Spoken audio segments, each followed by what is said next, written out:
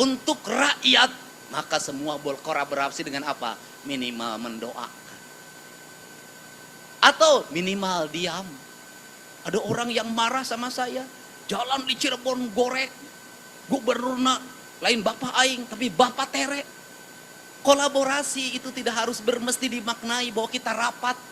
Kolaborasi harus tidak dimaknai bahwa kita ini berkumpul membahas pleno 1, pleno 2, pleno 3. Kolaborasi adalah ketika ada tindakan darurat untuk kemanusiaan, untuk keadilan, untuk rakyat, maka semua berkolaborasi dengan apa?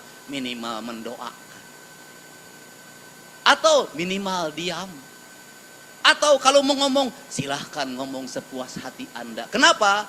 Itu perlu. Pemerintah perlu otokritik. Saya selama ini dikritik tidak pernah habis. Dan yang paling menarik adalah di Cirebon. Ada orang yang marah sama saya. Jalan di Cirebon gorek. Gubernurna lain bapak aing, tapi bapak tere. Saya katakan jadi gubernur baru 2 bulan. Terus ketika dicek jalannya jalan kabupaten. Kunaon jalan kabupaten ngamak ka aing arisia. Kunaon teu ngamak kabupati nah. Kan menjadi aneh. Kenapa? Otokritik boleh, tapi harus logis. Perbanyaklah kritik pada saya. Pada apa? Gubernur banyak menghamur-hamurkan uang. Gubernur banyak jalan-jalan ke luar negeri. Gubernur lebih banyak menghabiskan kegiatan di Jakarta, di mana-mana. Gubernur tidak ngurus yang sakit. Gubernur tidak ngurus sungai yang kotor. Gubernur tidak ngurus tawuran. Gubernur tidak ngurus anak mabok. Gubernur tidak ngurus anak yang setiap hari minum minuman keras. Gubernur tidak ngurus anak yang tidurnya rata-rata jam 4 karena setiap malam nonton game online Mobile Legend. Kritik pada saya, gubernur gawe, duitnya dihamur-hamurkan, anggarannya habis untuk bajunya sendiri, perjalanan dinasnya sendiri, nginep di hotel, dari hotel ke hotel. Kritik saya. Bukan dibalik, ketika gubernurnya jalan-jalan ke luar negeri terus, duitnya dihabisin tidak jelas, itu pernah dikritik, aing nu digawe dikritik. Kenapa saya keras menghadapi? Karena tidak objektif, Pak. Anggaran saya sudah diturunkan. Apapun saya iritkan. Mobil saya cukup 3. Bensin kadang bayar sendiri. Kenapa? Saya ingin berbuat yang terbaik pada rakyat Jawa Barat. Bukan sekedar politik.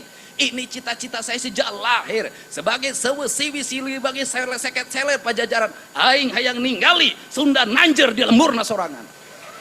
Beda. Maka itu sekda berapa kali ngomong kepada saya tidak punya rasa takut apapun. Saya tidak berpikir ke depan jadi apa.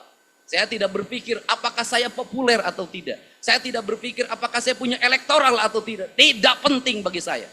Bahkan saya tidak berpikir tentang keselamatan nyawa saya. Saya hanya berpikir sebagai titah prajurit Siliwangi. Saya ingin memperlihatkan di tanah Sunda ada pemimpin yang membela kepentingan rakyat. Itu. Jadi ideologi. Karena ideologi saya tidak takut. Kenapa? Karena ini harus kita lakukan. Perubahan harus kita lakukan lama. Kita ini habis pada seminar, pada perencanaan, pada kajian. Silahkan dicek di Provinsi Jawa Barat dalam 5 tahun. Sabar ribu kajian. Wah. Dan silahkan di kabupaten kota ada berapa ribu perencanaan. Karena di pemerintahan ini ada proyek perencanaan. Proyek perencanaan. Perencanaannya ayah duitnya serap, proyek nama Allah. Ini penting. Negeri ini memerlukan seperti ini hari ini. Nah, untuk itu, apa yang kita mimpikan? Ya, yang kita mimpikan di ajaran Siliwangi itu go green itu. Itu simbiosis mutualisme itu. Di negara Siliwangi itu ya sungai harus bersih.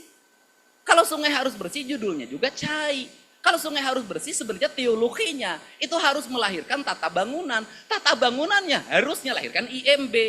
Kalau dulu, nah harusnya rumah itu menghadap sungai. Bukan membelakangi sungai. Nah hari ini ya saya bongkar. Kenapa? Karena sungai tidak terlihat, sawah tidak terlihat. Seluruh Jawa Barat jalan rayanya dipenuhi oleh warung. Saya nanya Pak Wali Kota, Pak Gubernur, saya mau beresin BBWS. Itu warung-warungnya. Bapak nggak berani nertibin? Dari dulu Pak. Ya saya tahu dari dulu. Saya nanya, Bapak berani nertibin nggak? Dia mengatakan tidak berani. Ai wali kota wete wani komo lurah. Ini fakta. Nah, kalau seperti itu apakah saya akan membiarkan? Tidak. Saya akan datengin, Pak. Saya akan diajak bicara. Kita kembali pada hak dan kewajiban. Itu milik negara. Kembalikan hak negara pada negaranya. Kenapa? Negara untuk kepentingan rakyat, bukan untuk kepentingan perorangan. Di Indonesia itu, di Sunda itu, harus dimulai dengan berani. Kenapa? Kalau tidak mulai, orang Sunda mah turut munding. Orang Cirebon juga sama, ada Sunda kene. Cuma ada 3 variabel kebudayaan di Cirebon. Ada Sunda Cirebon, ada Sunda asalnya dari Priangan, kemudian ada Jawanya Jawa Cirebonan yang dipengaruhi oleh kebudayaan dari Jawa Tengah. Saya paham itu. Nah, kenapa hal itu turut munding? Loh, orang Sunda itu kalau sudah dimulai dek beres, Pak. Nanti juga ngomong kabeh, cek aing ge. Nanti ada teman kita yang sahabat kita nanti ngomong, teteh babaturan aing, wanion, diajar silatna di aing, orang Sunda.